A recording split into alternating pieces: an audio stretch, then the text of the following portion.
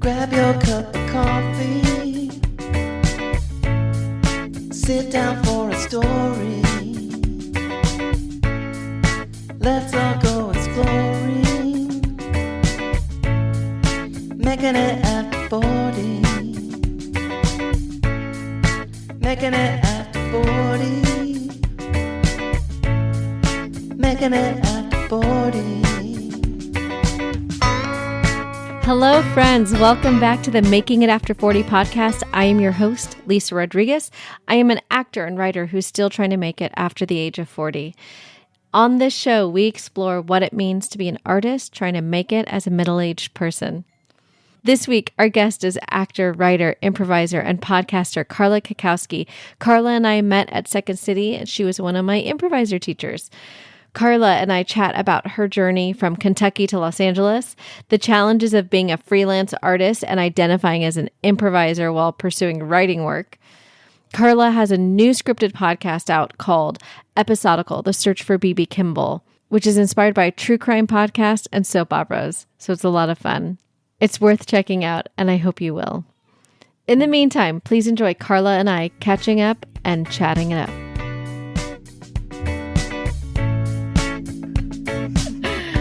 Hi, Carla. Hi. Good afternoon. Yes, good afternoon. So the guest today that I have is Carla Cackowski. I met Carla. She was my teacher at Second City Hollywood we just figured this out that it was in 2017, 100 years ago. Feels like it, right? Yeah. And Carla is an improviser. She's taught improv. She's a writer. I was looking at your website and I really like the way that you describe yourself. Oh, really? I need to look at that again. It's been a while. Yeah. And you've written for animated shows, you've written for a podcast, and most recently in November of this last year, you started releasing episodes of your own podcast, Episodical. Yes. And so I was like, ooh, I got to have Carla on. I'm sure she'll be happy to talk about it. Thank you. Yeah, I'm sorry. It took me it's just been such a bananas wild year already. And it was just like, I behind the scenes stuff, I kept putting Lisa off, not because I didn't want to do it, but because I was like, I know I will cancel on you if I book this right now. Things are just too insane. No, I appreciate that. I get it though. I don't know why this year has just been, even though it's only February, it's been so busy for me as well. Oh, good. Yeah. Good? Yeah, maybe? I don't know. Yeah, good. It's just, there's just a lot going on. Half of it has to do with children and being a parent. But yeah. How many children do you have? I have two. I have a 14-year-old and a 4-year-old. So when I took class with you, I had just gotten remarried. And so I have a 4-year-old with my second husband, and I have a 14-year-old with my first. So I love it. Those are two totally different stages of childhood.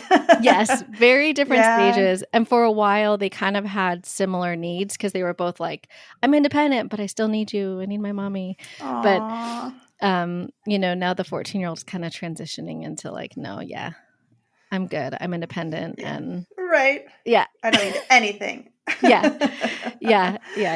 But it's good. We have a good relationship. Good. Yeah. That's great. Yeah. But they keep you on your toes. That's for sure.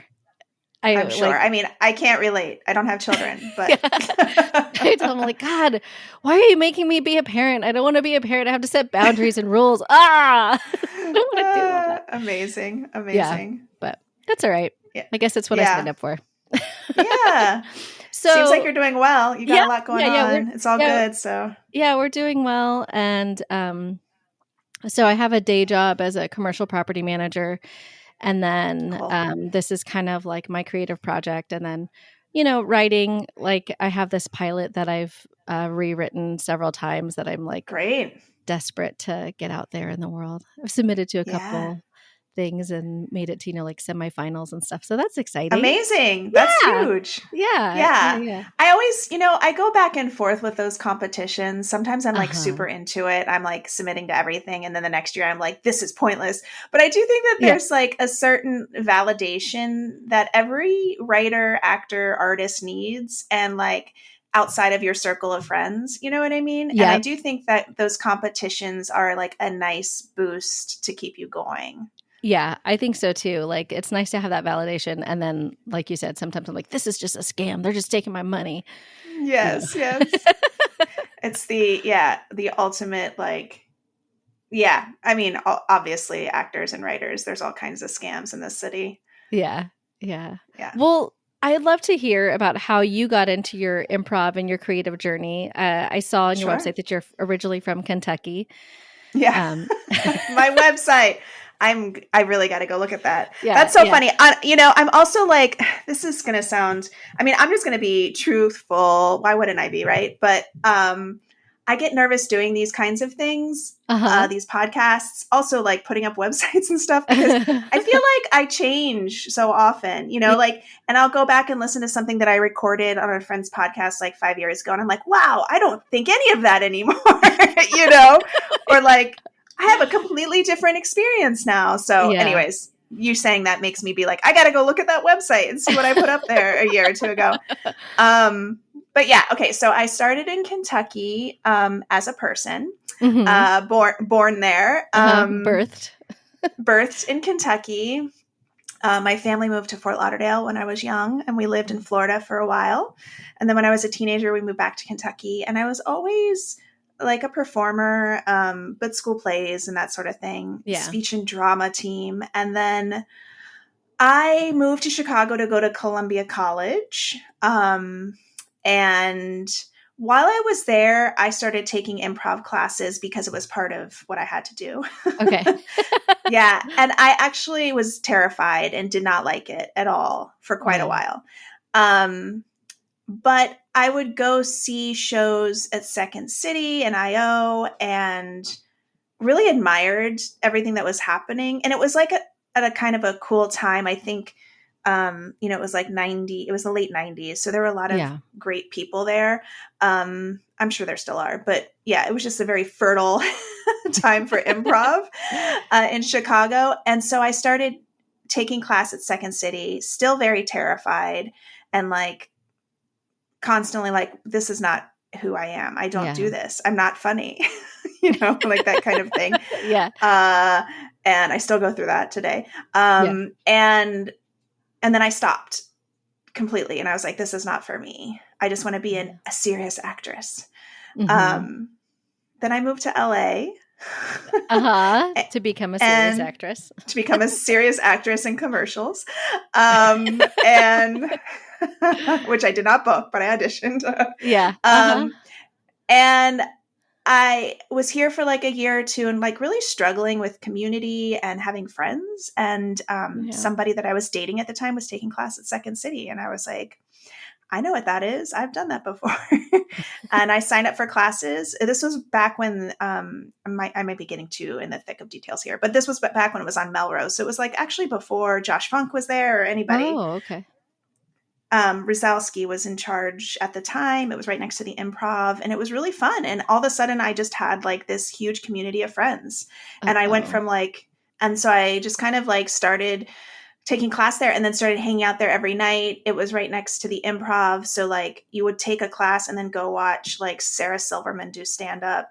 And it was just like a really amazing time, for me in terms of like my growth as a person, not just as a creative, but like, I was in my early 20s and I just became obsessed with it. Not so much doing it as just like being around it and having friends.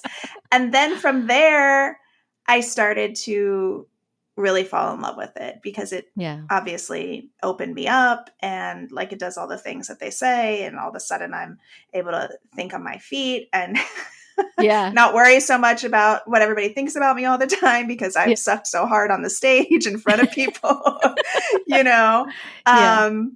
So then it just kind of like snowballed. And over the next 15 years or whatever it's been, I guess 18 years now. Then I started taking class at IO, then I started taking class at UCB, and then I was on teams at both of those theaters, and then gave up everything and then came back and then started teaching, and then, and it just became, and I started to realize like, oh, everything in my world, in my, day-to-day life was like all the doors that were opening were in improv. So I just kind of leaned into it, and never would have thought I would have taught improv. From the first time that I saw like an improv show when I was 18 or whatever, not in my wildest dreams would I be like, Carla, you're going to teach improv one day. It seems so absurd. But now I love it. I love to teach, and I've, helped run a couple of theaters and been in management, and been, exhausted by all of it and quit that and then come back to it, so it's like, it's this constant evolving thing, improv in me.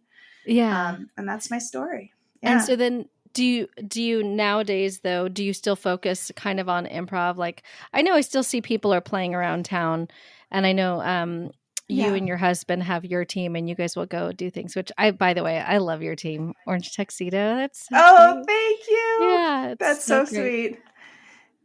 Yeah, like for a long time, Craig and I had already been married, and we'd still never performed together. And then I think at a certain point, I just kind of caught up to him a little bit, like, because he was so much more advanced than I was for so many years. Not because of like, talent. He's obviously very talented, but like it had less to do with talent and more just like reps, right? Like he was just, and so then at a certain point we were like, oh, we should do this 2-person show. And then we started getting offers because they could like put us both up in one hotel room, and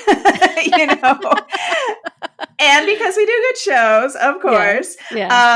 But yeah. And so we've just kind of made this like career of traveling and doing improv and teaching together. And we were just in Berlin, and we did Williamsburg a few weeks ago. And it's become this really wonderful experience to be able to like travel with him and perform and meet people from all over the world. Yeah. And so, so I do that. I don't perform in LA much anymore. Like occasionally I'll hop into something, but I'm kind of like going through a little bit of a, like I'm in my 40s, obviously that's what I'm here. And I'm kind of going through a little bit of a midlife crisis in terms of less like panicking, but more just like reevaluating like what I want to be doing and where I want to be putting my energy. And as much as I love improv and will always do improv, I don't know that like doing shows at 10 o'clock at night in Hollywood is in my wheelhouse at the moment. Yeah. It gets harder and harder, I think, for that very reason. I think Jamie Moyer has like a pop-in show that's like at 7 o'clock or something, or 6 o'clock in Glendale. Yes. And I'm like, oh, that's what I want to do. I can handle that. That's the thing. Yeah, 6 totally. 6 o'clock, 7 o'clock. That's true. Yeah. Yes. Yeah. And I've even said no to that too, actually. So it's like, it's like the driving and the parking and I love it. I do. And of course, once I get there, it's always like the most fun to do any show, right? Because it's just such a joyful thing. But and I've also kind of like, I've been reevaluating, like I said, and really trying to be very selective with where I put my time. Yeah. I think that's something that I'm focusing in on as I get older in a way that I didn't a few years ago. Yeah, I definitely feel like something happens, especially like when you turn 40, where I see this a lot with women, especially they're like done just saying yes because they feel like they have to. And you start to become really selective with where you want to put your effort and like where you want your energy to go. And those no's become a lot easier like as you age, because you're just tired of the crap, and you know that you only have so much time in a day and so much energy, so the no's become a lot easier. Yes, I know. And then there's that guilt of like, oh gosh, so I'm trying to like balance all of those feelings. I was listening to your episode, and I apologize, I've forgotten the woman's name, but it was a few episodes ago, and you were talking about self-abandonment, and I was like, oh yeah, I so like relate to that idea. But I think it's like, it's all the things you all were saying. Go back and listen to that episode if you haven't heard it. That's really with good. EB. But Elizabeth Boykevich. Yes. Yes. But also just like that idea of just kind of exhaustion too has something to do with self-abandonment, I think. Yeah. Like spinning your wheels for so long in one direction. And it's like, I don't know. At what point can I just say no, and I don't want to do this anymore and be okay with that and not feel bad? Right. Well, and one of the things that's kind of really been coming up for me personally, especially after that conversation, is what do I want to be doing with my creative career? Like I really, I was so glad I went back and did Second City in my late 30s. I felt like the old lady in that class. But it really like helped me kind of figure out like, well, one, you can do this and you can be funny and it's okay to look like a dummy on stage. That's part of the fun. Yeah. But then also like now that I'm in a place where I crave some stability, I'm starting to think like, well, am I still trying to act because that's what I always wanted to do because that's what my ego said I needed to do? Or am I doing it because I want to be doing it? And so I'm kind of like you mentioned having your own like kind of creative midlife crisis. And that's kind of where I'm at now too, where I'm starting to think maybe I just want to like do improv pop-ins and maybe I just want to like try to find local theater. I'm not in equity, so I can't audition for like the union, regional theaters, but maybe that means just doing a play somewhere around here or like with the community theater. I don't know. I will say though, I do really enjoy the writing and I feel like that's easier to do solo and you don't have to I don't know, you don't have to answer to anyone until you start trying to actually like make it. But right. Or put it up or whatever. But I'm enjoying the idea of like just continuing to write. Mm-hmm. I think that's great. And I think, as long as, I don't know. I mean, it's, once again, I'm like, I was listening to so many of your past episodes and I was like, all these people sound so confident about what they think and feel. And I'm very much like in such like a raw state of like rediscovery and like trying to figure it out. Right. And reevaluation, like I said. And so forgive me if I kind of go back and forth a little bit. But point being, I think like, so when I turned 30, I was like, I don't want to pursue acting anymore professionally. I'll keep pursuing improv, but I don't want to audition anymore. And I was just like tired. So I stopped, like I let go of my agent and everything. And then I refocused on writing. And now, 12 years into that, I'm like, it's so hard. Like writing is so hard. And like, I had I was developing something last year with a company and it just like fell apart spectacularly after I had put in like a full year's worth of work, and like, that's hugely disappointing. It's also not uncommon. It's what happens to every writer. So I'm not special in the sense that this thing that I gave a lot of free time, to, is now gone, but like, it doesn't mean that it's still not awful, you know? And hard and like trying to like lick my wounds and kind of figure out, is this even in the long run something that I will be happy doing? You know what I mean? Yeah. Knowing that that's the gig, that you develop things for free and sometimes they land but most of the time they don't. Like, is that something that's worthwhile long term? I'm not sure. Yeah. No, I think that's exactly the question. And I think a lot of people in this industry are coming to terms with that right now. Because even after the last strikes and all the AI stuff and, everything that went round and round with that, it made me feel like, okay, so when I work with someone, I look at them as like, hey, we're in a partnership, right? We're like, it should be mutually beneficial. Like, yeah, you're the boss, but I'm the employee, but like we're working together towards a common goal. And it feels like the studios don't have any interest in working with the artists at all. And so do I really want to be like partnering with someone who doesn't have my best interest in mind, who is constantly trying to take advantage and work against me or the process, or what I mean? They don't value what I'm bringing to the table at all, even though in whatever form, if that's writing or acting, it's like some form of the product. The product doesn't exist without the artist. So it just feels icky. It's the best way I can describe it. I mean, it feels icky. Yes. Yeah. And it is like that, and amazing artists have explored this idea of like creativity and commerce, and can they exist, like Steven Sun, I'm like all these people, right? Like have explored this idea for years and years. But it's never like solved it. It's just something that as an artist, you constantly have to check in with yourself about and know your self-worth, but then also understand that this is a business. It's called the business. Mm-hmm. And that a lot of these people, some who are terrible people and some who aren't terrible people, are like trying to make money and answer to their bosses too. Right. So like it is that constant thing. And I do think like specifically improvisers, I think are really great at like adapting, obviously. Mm-hmm. But I also think are, I think it can be like hard because we're taught to create our own content.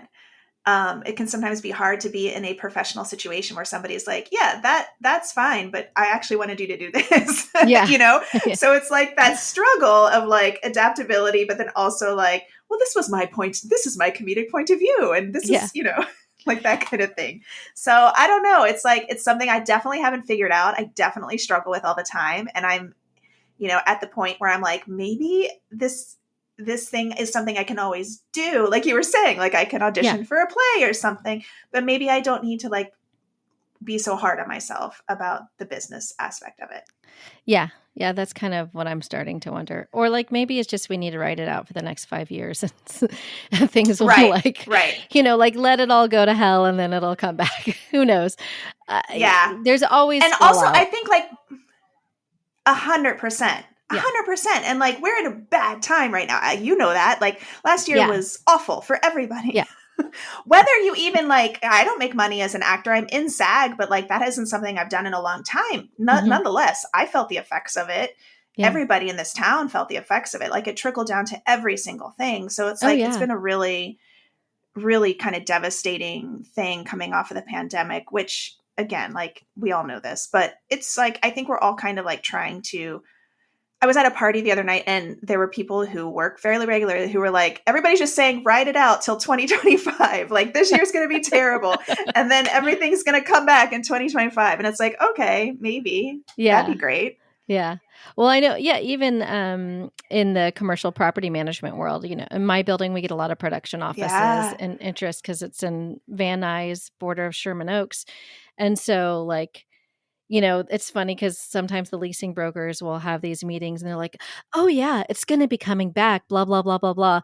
I think Netflix is going to need more studio space and don't worry, development is coming back. And they're telling the owner, like the clients who own the buildings this. And I'm like, you guys are so full of crap right now. That is not the case. Right. Like, I don't think they really understand that I have a foot in the world. And I'm like, everybody that I know is saying like, there are 0 development deals happening right now. Like everything is on hold still. Yeah. So yeah. Right. I think, it's also like bracing for the possible IATSE strike too, which is just like, I don't know. Well, and how do you terrible time. How do you and then with you're in a marriage where you're married to another creative who's an actor who does work as an actor. By the way, just side note, like as an actor, I have never been able to work. I've auditioned for commercials and things like that. And people are like, you should be in commercials. How are you not like booking commercials? Like, I don't know. I guess I'm garbage. So I would have thought you worked a lot too. So I know. I don't know what I'm like, well, I guess there's something that's missing, but that's okay. That's part of my midlife creative crisis. It's so funny how hard we are on ourselves, right? But as you're saying that, I'm like, what are you talking about? You have so much talent and you have like a whole like brand, like you have a thing, right? Right. But I guess for some reason it's not translating to commercials. And I have like come to realize that like, okay, I don't think it's anything that I'm doing wrong. It's just not there. And I do embrace the idea that like what's yours will be yours. If there's a job out there that's meant for you, then it will be for you. But, that just hasn't happened. And so the thing that keeps me like going, is like the idea like, well, I'll just have to make it for myself one day. Yeah. And going, I mean, I do think that like with the relationship with the studios the way that it is right now, it does make me feel like, okay, well then maybe I should just like work my job, save money, and then make like short films or something, something that makes me happy. Yeah. And that's okay. Even Issa Rae is starting her own studio because I think she's like, I saw. doesn't want it, which I was so excited about because like, to me, that's like such a huge move. And I'm so excited that she's like, no, I don't want to play their games anymore. I'm doing my own thing. Yes. Yeah. Yeah. Cause she had just come off like a cancellation or something, right? This year. Mm-hmm. Yeah, I read that and I was like, good for her. I mean, that's amazing. That's going to be really cool. Yeah. But even like Mike Schur had something that was canceled earlier this year. It was like a baseball themed show, or not this year, last year. Like it was in development and all this stuff. And then the studio just like canceled it on him. But it, so I guess like it can happen to anyone is my point. Like Mike Schur is huge. Oh yeah. And the conversation that we're having right now, really quote unquote successful people have this same conversation. Mm-hmm. You know what I mean? Like they're like exactly what you were just saying. Like, Netflix wouldn't buy my thing. Or I was just listening to somebody. Oh, it was Nancy Myers was like saying on something. I was listening to a pod. I think it's like it doesn't matter. Look it up, Nancy Myers. And she was saying on a podcast that she had been developing, Netflix came to her wanting her to do something, and she had been developing it for them, had the whole cast ready to go. Everything was ready to go, and they pulled the plug. And it's like, and she spent like a year developing it and writing it. And it's like, oh yeah, this stuff, I mean, that's a different level, right? But like this stuff happens to everybody in this business. It is awful. Yeah. And I think it kind of makes me feel better. Yeah, it does. I think it just hurts so much because like when you're a creative, right, these things are kind of like your little babies. And you put so much of yourself into them oftentimes that it just hurts.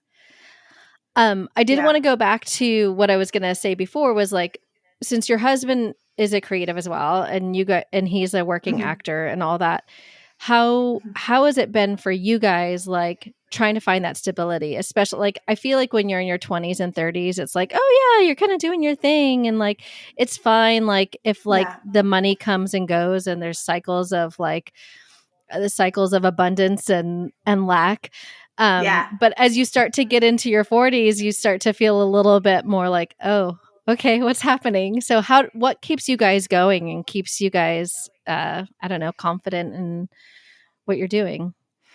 Yeah, that's a good question. I don't know that I have a satisfying answer because it does sometimes feel very chaotic and scary. But I will say, we've been together, I don't know, however long. We've been living together for like 13 years, I think. And like, it always kind of works out at the end of the year. Yeah. So, and whether that's, and I'm kind of like a jack of all trades. I'll do anything. Like if I need to make money, like I'll go get the barista job, like whatever. Yeah. I haven't had to in a little bit, which has been nice, but like, I'm not, I come from a working class family, like I'm whatever. But Craig has been lucky enough that he's only, since he was, in his 20s, only worked as an actor and as a teacher. Yeah. And so fortunately for him, like he can pretty much make money as a teacher because he has so much experience wherever.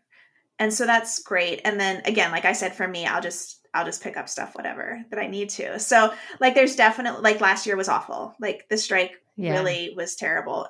I also do like transcription on the side. So I was like developing something and that was put on hold for the strike. And then I was doing transcription. And like I said, like it trickled down, like all of a sudden there was no transcription work because nobody was shooting anything. Yeah. And so that was really rough. And that's when like savings is helpful. Yeah. Right. Yeah. Which is like important. Right. And also we don't have kids, which is. Yeah, that's true. You have to be really smart with your money though. Like when you're in those kinds of things. Yeah. Yeah. And not having kids, I think, is a choice we both made so that we could live this lifestyle. Yeah. and we're missing out on certain life things, I'm sure, but we both feel okay with that. And so I don't know. Again, like that's not the most satisfying answer. Like don't have children so you can be an artist, but like that's a reality. It's just like we don't have to deal with any of those expenses. So that's like hugely helpful, honestly. Yeah, no, I think that's huge. And I think a lot of actors will make that choice to not have kids for that reason. It is it's going to sound wrong, but it's a financial burden. Like it really does take a lot of your finances having kids, and then also a lot of your time. It's been really challenging to try to do all the things that I want to do. And there are days when I feel like, did I make the right choice? And like people, that's not to say that I don't love my children or don't value them. Of course. But like there are days when you're feeling low and like things aren't going your way and you feel like, oh, am I missing out on this other lifestyle that I could have had if I made different choices? Yeah. I mean, no, and I appreciate like you being candid about that because I feel like sometimes people, as somebody who doesn't have children, it's hard for, I think, parents sometimes, my friends, to talk about, the burden because they feel like, oh, but I don't want my kids to think I don't value them. And of course you value, of course you do. You're taking care of them. But I do think like that is a reality and a truth of like, I don't have to worry about schools or babysitters or feeding them. There's just all of a sudden I have thousands of dollars every year because I don't have to do that. And, and perhaps I'll be in my 80s and like sad that I don't have that kind of a family, and that's kind of like the trade-off, right? That's just like the reality of it all. Yeah. Yeah. No, I appreciate that. I appreciate that honesty too. Cause I think, I don't know, society is so funny about families and children and like, yeah. It's weird. And it's like, it's sometimes I don't mind. I know that some people are, some women are offended when it's like, oh, are you planning on getting pregnant? Or, I don't mind when people ask me about that stuff. Like it doesn't bother me. But the more awkward conversations I have are like the conversation that we just had, which is like, when people ask me like, how do you do it? Like, you don't have a full-time job. And I'm like, I don't have children. Yeah. And I don't want to make anybody feel bad about that, but like, that's the truth or whatever. No, that like, I think people underestimate how much of your finances go towards caring for other people when you have children. Right. Like we, even just for daycare for our 4-year-old, because she's not in the elementary schools yet. That's like $275 a week. That's like a lot of money. I can't even imagine every month. It's almost like another rent. It's a part-time job. Yeah. It's expensive. Right. I wanted to, sorry, I'm going to switch topics now. I wanted to get into your episodical podcast. It's called Episodical. It's a fictional scripted podcast. What inspired you to like, obviously like you keep yourself busy creatively in lots of different ways and you did this. So what inspired you to start this scripted podcast? So, yes, good question. Okay, so it's called Episodical, and it's it's like a true crime parody meets 90s soap opera fan fiction. So when I was a kid, like I was obsessed with soap operas. Like when I was in the 90s, when I was a teenager, I watched all the soap operas. Like I just loved them. Again, I thought I was going to be a serious actress. I thought like I'd be on a soap opera one day. And that is so not where my life has ended up, but that's fine. But during the pandemic, as a lot of us did, there was like a lot of reflection and also time to fill. And so I started surfing and I started playing guitar and I started watching soap operas from my youth. Surfing? That's awesome. Yes. I'm not doing it much anymore because it's terrifying, but I did. Yes. That's, I'll say as like a California native, I never learned to surf and I always wanted to learn to surf. So that's awesome that you did it. I bet you would love it. It's like the closest thing to improv I've ever experienced. Oh, really? Yeah. It's like so in the moment. so I was just kind of like doing new things, but then, so I was listening to a ton of true crime podcasts. And then, yeah, so this idea was developed out of like my love for soap operas. So the idea is that I take a real storyline from Days of Our Lives and I pretend like it is a crime that happened in real life. So I play a character. Yes, exactly. So like the whole possession storyline is like something that actually happened on Days of Our Lives. Oh my And God. I make up a character for myself and the other people. And then some of the it's very niche. It's very like inside baseball. It's very strange, and it's probably the most me thing that I've ever written in terms of things that I like and things that I find are funny. Because I think true crime is like, it's so much fun, and it absolutely shouldn't be, because it's, oftentimes very sad. But like there are these tropes on these podcasts after I've listened to literally hundreds of them that I really wanted to satirize. And so without having like a real, or I just thought it'd be funny if it was like a soap opera storyline. Yeah. I think it works. It's funny though, because like when I first started to listen to it and the storyline is being revealed, I was like, wait a second, isn't this supposed to be like comedy at first? Because I was like, so sad for the idea of your lead character having their mom disappear when they were 5 years old. And like maybe because I listened to too much crime, crime podcast or whatever, I was just like, but that's like the worst thing that can happen to a person is their mom goes missing when they're 5 years old. That's awful. Yes. But obviously it is comedy and it's great. And there's so many of the local comedy scene folks who are in it. I was definitely recognized. I recognized Jamie's voice. I recognized Amy Enriquez. Yeah. And then I was trying to remember, like, was Ithamar one of the voices? Did he do anything for it? No, I didn't think, because he hasn't. Like, no, that's him. Yeah. Okay. Yeah, Janie. Several of your previous guests have been on it. Janie was on it. Yeah, Janie. And Celeste. Yeah, and then Celeste. At first, I thought, so, was it Officer Gamble? At first, I was like, oh wait, is that Celeste? And I was like, Terry. No. Yeah. And then I was like, that's not Celeste. That sounds like Terry. and then Celeste. That's like a lot of your guests that you've had on your show. I didn't even think about it when I asked you, but yeah. And then your friends, of course, with Janie, and Janie was so fun. That was the first time I had actually gotten to speak with her, because like we didn't run in the same circles, but like kind of like adjacent circles. And so when I got to have her on the show, she was so fun. She's fun. She's got a lot of good energy. Yeah. Yeah. But the idea with the podcast is like, it starts off serious. I wanted people to think it was real. So the first episode is very serious. And then like each episode becomes more and more silly, I guess. Yeah. Like the details become more silly. And so it's like a slow burn. It's very strange. I love it. I'm having a really good time. I have one more to do. I was going to say, it's not over yet, right? Because after the last episode 5, I was like, but is there more?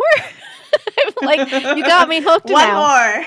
You got me hooked, and I'm like dying to hear. And then I was going to ask you, I was like, if that was the last episode, are you doing a season 2? Because I need more. Well, thank you for asking. I was doing really well with releasing them once a week, and this was something I was relating to with you saying for this podcast. Yeah, like it starts to feel a little bit like homework, and then like life stuff just got in the way, and then I couldn't like get my actors at certain times because they were traveling, and so it's been a minute. But the plan is to release the second week of March. It'll be edited and completed, and then I'm actually going to promote it much harder because I kind of wanted all of them to be out before I like really, you know what I mean? So that people could binge them. Cause I know that I like to binge, and also I didn't know if I'd have it done in time. You know, it's all like the details of producing that are never fun. No, are you producing it all yourself? So I'm recording it myself, and then I'm doing like a rough edit, and then I send it to this guy named Jordan Katz, who is the producer, and he's like putting all the sound effects and stuff together for me. Yeah, because I was like, this is so much work. It's very well produced, and like Thank you. There's a lot of when it sounds like you're in places and there's ambient noise, and it sounds like you're outside Yes. and all that stuff. And I was like, wow, this is a lot of work to put all of this together. So I was quite It impressed. really is. Yeah. Oh, thank you. That's so nice. And I appreciate it because it is. It's a lot of work. It's way more work than I thought it would be. Even this podcast ends up being a lot of work because I'm sure. when I was releasing episodes every week, it was like I'd be working on like 4 episodes at once because, you're trying to find the guest for like a future episode. You're recording you're recording another future episode. You're editing an episode. You're promoting an episode. Yeah. It ends up being a lot. Yeah. When you're creating your own content, it's like, it's all the hats, right? It's everything. Like you're the producer, and the producer, it's such like a weird title because it means so many things, but that's so much work. Yeah. It's incredible how many hours of the day I spent like producing this podcast and yours too. Like you have music, and you have to like, you had to send me an email saying like, make sure you have a microphone, like that kind of stuff. Yeah. Not all creative people are able to do that, and nothing against that. But like, if you can like make your own content and produce it, I think it's pretty impressive for sure. I will say that like the skills that I have in my day job kind of translate into like producer type stuff. Like, when I'm managing a building, I'm managing a budget and I'm like problem solving all day and I'm, like coordinating with the staff and, corresponding with the tenants and making sure that their needs are met and, tracking the money coming in and out and all that stuff. So I do think I'm like, well, maybe my future is going to be in some sort of producer type of role, or it'll just make it easier when I want to produce like a short film or whatever, because I have those skills. Yes. I think that there's like a, what is the word? Like being a producer, I think would be really a lot of hard work, but also probably creatively satisfying because at the end of the day, you're kind of the one, like it all stops with you.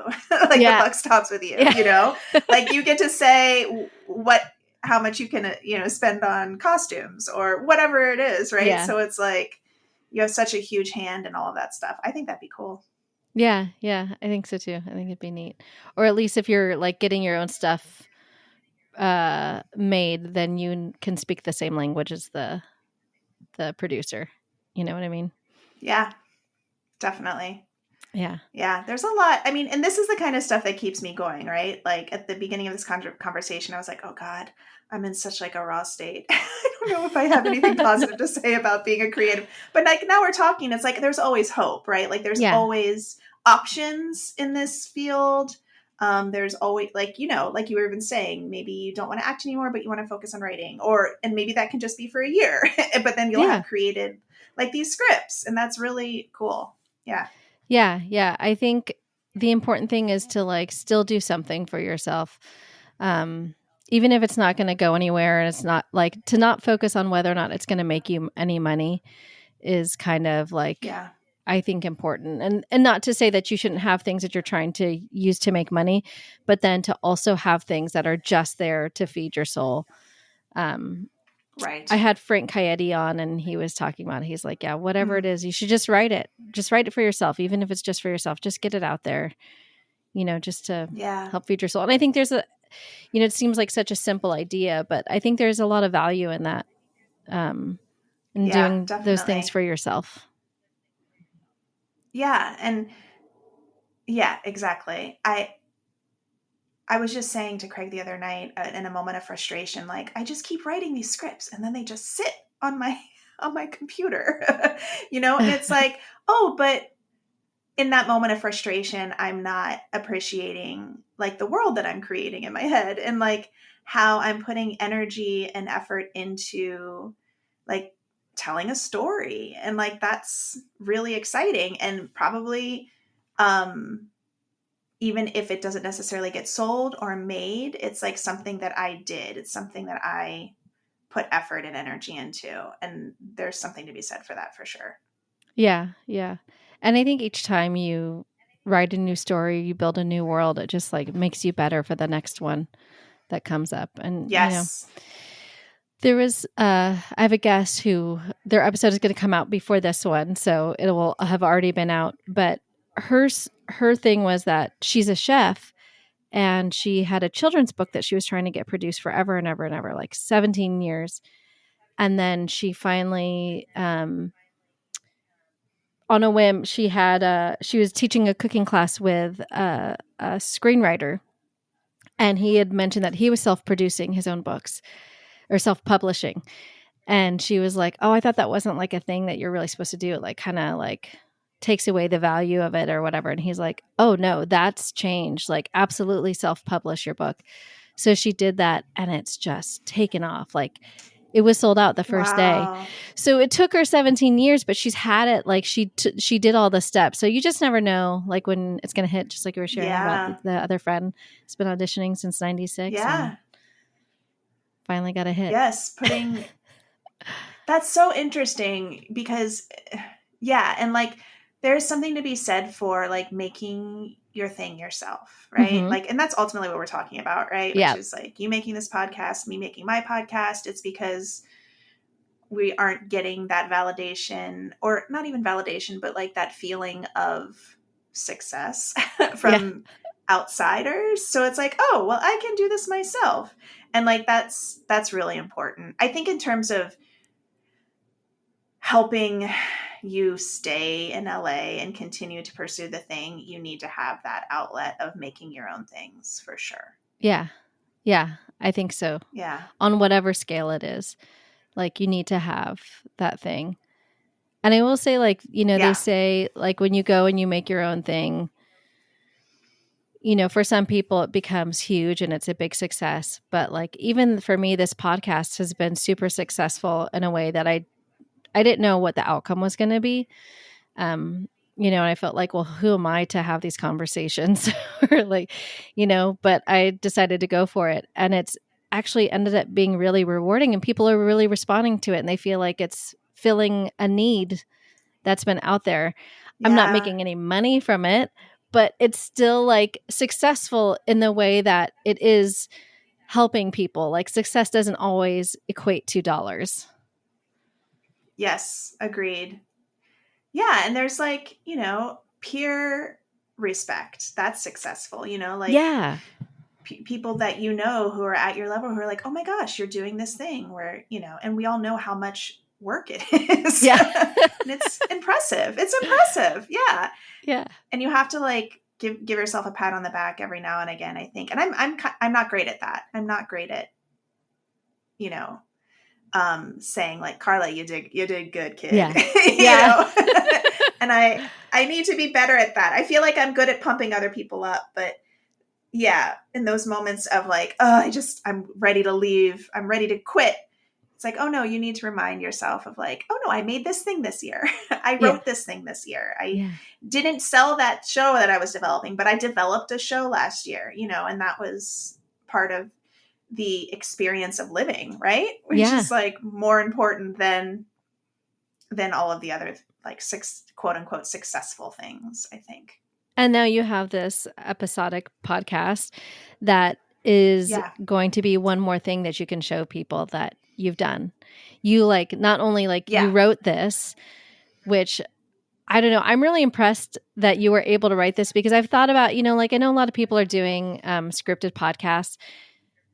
But when I think about the idea of writing something that is audio only and like being able to like take people to that world, it feels so challenging. So I'm really impressed that you were able to do that, because like when you're so we write a lot of scripts, and the idea is that it's going to be a visual medium. So there's so much that you're like, okay, well, they'll be able to see that. I don't have to like put that into dialogue or whatever. Right.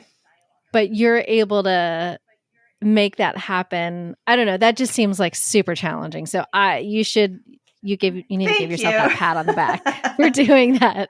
I feel like we should be the pat on the back for each other. Yes. Yeah. That's what I'm taking away with this. I'm going to just send you random Instagram messages. Pat on the back.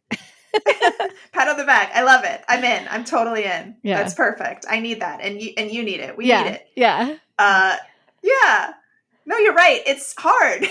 Yeah. It's like really hard. It's challenging. It's not hard. It's not like, building a house hard, but it's like challenging. Yeah, but not everyone can do it. Together. Yeah, not everyone has that skill set. So you did that. And then like I was just making the point that like this is one of the, because you were talking about how you have all these scripts that just sit on your computer. This one is out there in the world and people get to enjoy it. So yes. Yeah, you gave yourself that satisfaction. You're totally right. And there's so many frustrating things about podcasting. There's no money in it. Even people like huge, like celebrities aren't really making money in the podcasts that they're doing. However, it's such a great tool for any creative to take advantage of, because you get to put your work out into the world, and like that's, I mean, I know it's obvious, but it's something that is really important to acknowledge, of like, we have this free tool. Yeah. Yeah. I mean, free, you have to pay for hosting, blah, blah, blah. You can look up a wiki how or whatever, but it's really exciting to be able to do that.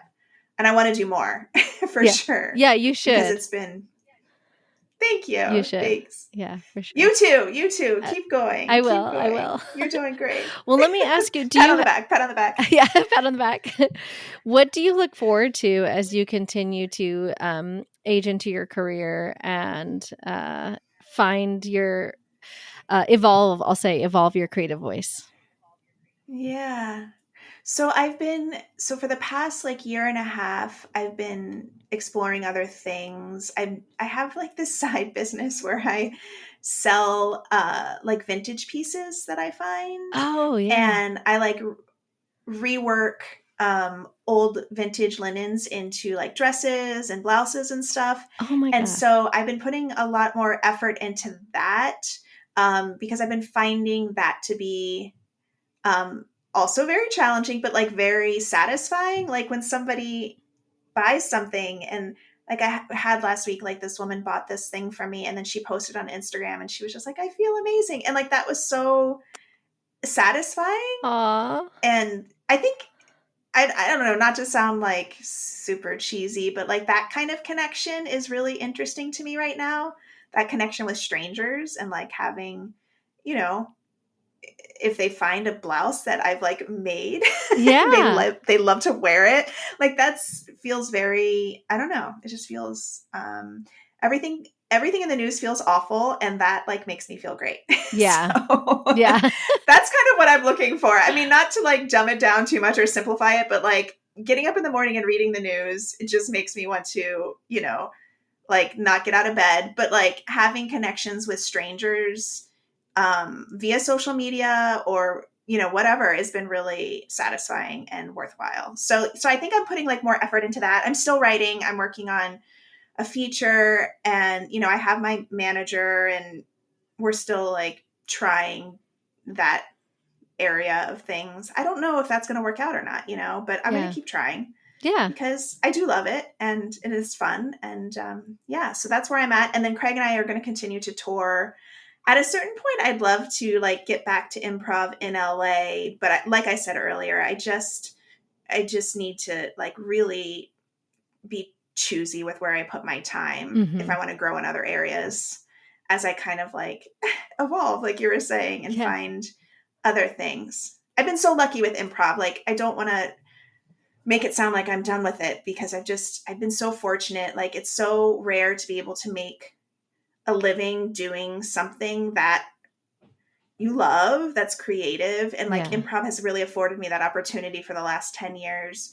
But I just want to, I don't always want to be Carla the improviser. Like I want to wear other hats, Yeah. And so I'm maybe taking some risks in that area to develop those other things. That's awesome. That's really cool. I feel like I probably saw something at some point with your clothing stuff, but I didn't recall that. So that's really cool to hear this. I kind of keep it totally separate. Yeah. Thank you. Yeah. I keep it separate because I don't want to confuse people too much. Like everything's about branding and like, even when I'm writing, like when I meet with like other writers, or I rarely bring up the improv stuff just because, it's like everybody, I feel like I'm getting too real again, but like everybody's like, who are you? Like, how do you present as like something that I can sell, you know? And so it's like, if you're a writer, then you're a writer. If you're an actor, then you're an actor. And like, there's a few people who are able to kind of wear different hats publicly, but I think like generally the business is kind of closed-minded and they want you, if you're a comedy writer, then how could you write a drama? You know, like stuff like that is just exhausting. And something that I kind of rail against a little bit, but maybe shouldn't as much so that I can sell more things than I make. But I think there's so much, I think like improvisers bring so much value to like scripts and to writing because like, I don't know. I think the skills that you learn as an improviser, and especially I can't speak to the other schools because I did iOS for like a few sessions like back in like the early 2000s, but I haven't been to Groundlings or UCB or anything like that. But especially with Second City, there's so much focus on writing. Like that's like what the conservatory is all about. So yeah, you're an improviser, but they taught you how to like write, you know, on the most basic level. And then like, I also think that when you have the improviser brain, you can kind of also have the conversations in your head as you're writing. Yeah, totally. Yeah. Mm-hmm. Oh, 100%. I'm a much more skilled writer because of my improv background. And yeah, it's just like a tricky thing, right? Because in certain situations when I'm meeting with like comedy people, it's helpful, right? Yeah. But like if I'm trying to get a job writing a serious podcast, it's like I don't bring it up because then they, you know, they don't imagine that thing for you. And I don't know, I'm not trying to be hard on the people in those positions who are making those decisions because I'm sure that it is difficult. But it's like, it's playing that game that gets to be really exhausting, right? So yeah, I don't know. Yeah. And is this too real? Is this a downer? No. This is real. Yeah. And like, that's just it, you know, it's good to keep a hold of reality. It keeps you grounded, I think. Yeah. You know, you can still find the silver lining in it all, but yeah. So like I was in a meeting recently and the person was like, so what have you been doing lately? And it's like, well, the real answer is I've been touring doing improv, but you want to hear what I've been writing recently. Yeah. You know what I mean? So it's like having to shift and wear those different hats and and be that one thing that they need in that moment. I mean, improvisers are great at that too though, right? Which is like that adaptability thing. Yeah. I don't know if you ever had this experience, but when I first came out to LA and was like doing workshops and stuff like that, and they teach you how to slate and they would ask you, you know, like, oh, tell us something about yourself. And they would always be like, don't say anything about like acting. Like, even if you're doing theater outside, nobody wants to hear about how you do theater and blah, blah, blah. It's like so stupid. Right. Yeah, like it is so stupid. I always hated that too. And I'm like, and it's like, well, they want you to have hobbies and they want you to be interesting, you know, is maybe not what they explicitly say, but like that's the subtext is like, you have to be all the things. Like you have to be a surfer and you have to be like, but I don't have time to surf because I'm working so many jobs to like make rent. And then the rest of the time I'm supposed to be studying scripts and practicing auditions and and you're like driving your kids around and like, And for me, it's like, I surfed, but I was terrible at it. So then I have to like acknowledge that, you know, it's just like this weird thing. Yeah. It's so funny. I remember we used to say that at Second City, like for the, and I was never running the auditions. Again, not to throw anybody under the bus. Everybody was doing their best, but like whoever like the auditor was for the Second City Conservatory auditions would be like, okay, tell us something about yourself that has nothing to do with acting. And it always felt like, ugh. You know, like I speak French. Not that I did, but it's like it kind of puts this weird pressure on, and the auditors think like this gives them a chance to show us their personality, and it's like, well, their personality is like they're waiting tables at night, you know, and they're like showing up here like exhausted, like trying to be funny, like that's what's really happening. Yeah, you know? Yeah. Oh yeah, for sure. Oh, okay. my Well, then God. that kind of, I feel like that's a good segue to ask my last question, which is Yes. always, what does Yes. making it mean to you now versus when you're younger? So what does success look like to you now? Yeah. Success looks to me like health insurance. Somebody else just said that I would. recently. I don't remember Did who. they really? Yeah. Yeah. I hope that I don't think I heard that on this podcast. I But think it's an maybe episode that somebody hasn't did. released yet. So, oh, that is so funny. But it's true. Like, Yeah. I really want to make health insurance. Like, I will feel, and that's kind of a joke answer too, like, obviously, but I think it's kind of a real answer. Like, in my 40s, I want good health insurance. Yes. And the guilds do. I mean, we can debate like the specifics of this, but the guilds generally have very good health insurance. And that would mean that I have like been successful. Like, if I can, do that. On my own. Craig gets health insurance, and I've been lucky enough to live off of that for a minute. Yeah. But on my own, that would feel amazing. Yeah. But then I think, the second answer is, success to me is like community, honestly, like having a strong community. And in that sense, I do feel successful because I feel like, through Second City, through IO, through this improv community, and then also writer friends and stuff. LA, I think, gets a really bad rap. Mm-hmm. And like, obviously there's terrible stuff about it, which we've just explored for the last hour. Yeah. But I think the artists and the creatives in LA are so supportive in my experience. And like, just, I don't know that I would have lasted this long without that community. And I want that community to keep growing, I think is my answer. Yeah. Yeah. Well, I think especially like you're a part of a specific community in improv, just based on like when you started coming out here and doing all that stuff, that like I see you guys supporting each other all the time. You guys like still like, I'll see it on people's Instagram. To me, like you guys are like all like my teachers and stuff like that. And what's so funny is that if I had just stuck with improv when I did it back in like 2006 or 2005, I probably would be like tight with all of you guys. But I just and was like did other things and got distracted with a marriage. So sure. Yeah. Life stuff. Yeah. Because I feel like you guys are all my peers, but then like all the people that I did improv with are like, 10 years younger than me. Sure. Yeah. Well, let's just say that you are part of my community now because I'm going to be sending you messages. Yay. saying pat on the back. Pat on the back. Yeah. Exactly. Truly, it's going to be a thing. We're all doing it. Sounds good. I appreciate that. Yeah.